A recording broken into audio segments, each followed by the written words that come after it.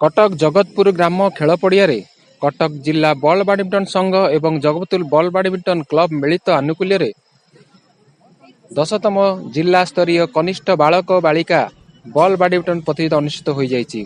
उद्घाटन उत्सव मुख्य अतिथि भावे चौद्वार कटक विधायक सौभिक विश्वाल जोगदे उद्घाटन करथिले। सम्मानीय अतिथि जिला बॉल बैडमिंटन संघ संपादक Ajay Kumar Sahu, ward number 48 BJD सभापति विजय कुमार भूया, मुख्य वक्ता वार्ड नंबर 49 बीजेडी सभापति नवकिशोर स्वाई, मंच सभापति रमेश चंद्र चौधरी उपस्थित थिले।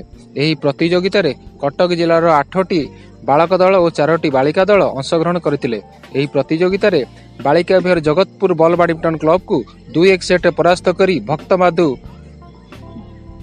बॉल बैडमिंटन क्लब चैंपियन होइथिया बेले बालक विभाग में बिडारसी जूनियर क्लब को 2-1 सेट परास्त करी मां भुआसुणी जूनियर क्लब चैंपियन होइछि।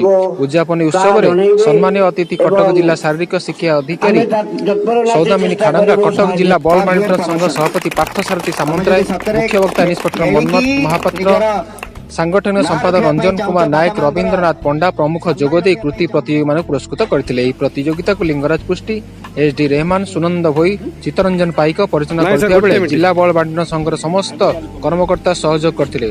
कटकरू लिंगराज पुष्टि रिपोर्ट।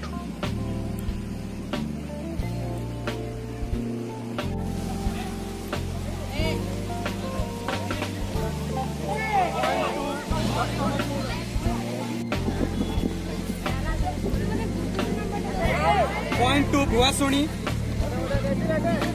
8 all. Ready?